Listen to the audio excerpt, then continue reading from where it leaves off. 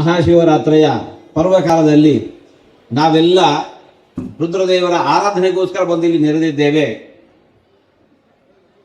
ಗುಣರಂಜನ ಶೆಟ್ಟರು ಮಹಾಲಿಂಗೇಶ್ವರ ಟ್ರಸ್ಟ್ನ ಮೂಲಕ ನಮಗೆಲ್ಲ ಇಂತಹ ಒಂದು ಅವಕಾಶವನ್ನು ಒದಗಿಸಿಕೊಟ್ಟಿದ್ದಾರೆ. ರುದ್ರದೇವರು ನಮಗೆ ತೋರಿಸಿರತಕ್ಕಂತಹ ಒಂದು ದೊಡ್ಡ ಆದರ್ಶವನ್ನು ನಾವೆಲ್ಲ ನೆನಪಿಸಿಕೋಬೇಕು.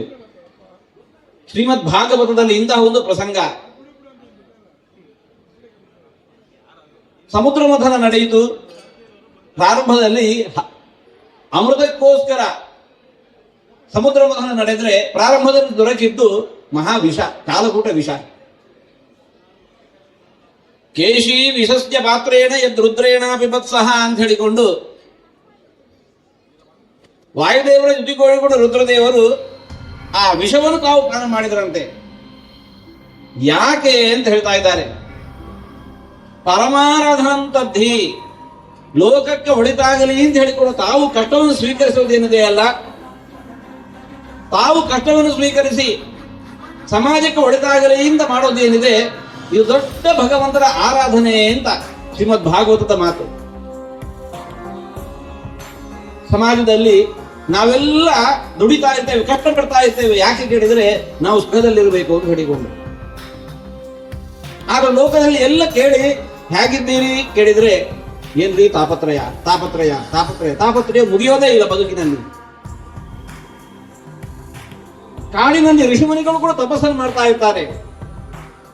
ಅವರೇನು ಆರಾಮದಲ್ಲಿರ್ತಾರೋ ಕೇಳಿದ್ರೆ ಇಲ್ಲ, ಅವರು ಕಷ್ಟಪಡೋದೆ.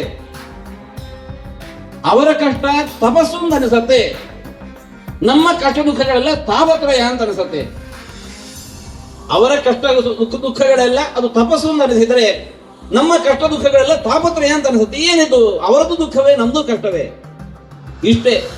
ಮತ್ತೊಬ್ಬರ ಸುಖಕ್ಕೋಸ್ಕರ ತಾವು ದುಃಖ ಪಡೋದು, ಕಷ್ಟ ಪಡೋದು ಏನಿದೆ, ಪರಾರ್ಥಕ್ಕೋಸ್ಕರ ಪಡುವಂತಹ ಕಷ್ಟ ಅದು ತಪಸ್ಸು ಅಂತ ಅನಿಸುತ್ತೆ. ನಮ್ಮ ಸುಖ ಸಂತೋಷಕ್ಕೋಸ್ಕರ ನಾವು ಪಡುವಂತಹ ಕಷ್ಟ ದುಃಖಗಳೇನಿದ್ದಾವೆ ಅವೆಲ್ಲ ತಾಪತ್ರಯ ಅಂತ ಅನಿಸ್ತಾವೆ.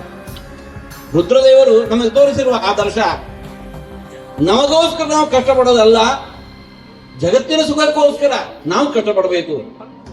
ಇದು ತಪಸ್ಸು ಅಂತಾಗತ್ತೆ. ಇದು ಮತ್ತೆ ಪರಮಾರಾಧನಂತದ್ಧಿ, ಇದು ಭಗವಂತನ ದೊಡ್ಡ ಆರಾಧನೆ. ದೇವರು ಎಲ್ಲಿದ್ದಾನೆ? ಗುಡಿಯೊಳಗೆ ಮಾತ್ರ ಇರೋದಲ್ಲ. ಈಶ್ವರ ಸರ್ವಭೂತಾನಾಂ ಹೃದ್ದೇಶೇ ಅರ್ಜುನ ತಿಷ್ಠತಿ. ಸಮಾಜದ ಎಲ್ಲರ ಹೃದಯದೊಳಗೆ ಭಗವಂತ ನೆಲೆಸಿದ್ದಾನೆ. ಗುಡಿಯಲ್ಲಿ ಹೋಗಿ ಪೂಜೆ ಮಾಡಿದರೆ ಒಂದು ಅಂಶ ಆಯ್ತು ಅಷ್ಟೇ. ನಾವು ಅಷ್ಟು ಮಾಡಿಕೊಂಡು ಇಲ್ಲ ನಾವು ದೇವರ ಪೂಜೆ ಮುಗಿಯಿತು ಅನ್ಕೊಂಡ್ಬಿಡ್ತೇವೆ. ಸಮಾಜದ ಎಲ್ಲರ ಒಳಗಿರುವ ಭಗವಂತನ ಆರಾಧನೆ ನಡೆಯಬೇಕು. ಅದು ಹೇಗೆ ನೋಡಿದ್ರೆ ಹೀಗೆ. ಸಮಾಜದ ಉದ್ಧಾರಕ್ಕೋಸ್ಕರ, ಏಳಿಗೆಗೋಸ್ಕರ, ಸುಖಕ್ಕೋಸ್ಕರ ನಾವು ಕಷ್ಟಪಟ್ಟೆವು ಅಂತಂದ್ರೆ ಅದು ಭಗವಂತನ ದೊಡ್ಡ ಆರಾಧನೆ ಆಗತ್ತೆ. ಆ ರೀತಿಯ ಸಮಾಜಕ್ಕೆ ನಮಗೊಂದು ಉತ್ತಮವಾದ ಆದರ್ಶದ ಮಾರ್ಗದರ್ಶನವನ್ನು ನೀಡಿರತಕ್ಕಂತಹ ರುದ್ರದೇವರು, ಅಂತಹ ರುದ್ರದೇವರ ಸನ್ನಿಧಾನದಲ್ಲಿ ಇವತ್ತು ನಾವು ಆ ರುದ್ರದೇವರ ಅನುಗ್ರಹ ಪಡೆಯೋದಕ್ಕೋಸ್ಕರ ಬಂದಿದ್ದೇವೆ. ನಮ್ಮೆಲ್ಲರ ಬದುಕಿನಲ್ಲಿ ನಾವು ಇಂತಹ ರುದ್ರದೇವರು ತೋರಿಸಿರುವಂತಹ ಆದರ್ಶವನ್ನು ಬದುಕಿನಲ್ಲಿ ನಾವು ಪಾಲಿಸದೇವು ಅಂತಂದ್ರೆ ಅದು ರುದ್ರದೇವರ ಆರಾಧನೆ ಆಗತ್ತೆ. ಅಂತಹ ಆರಾಧನೆ ನಿಮ್ಮಿಂದ ಎಲ್ಲರಿಂದ ನಡೆಯುವಂತಾಗಲಿ.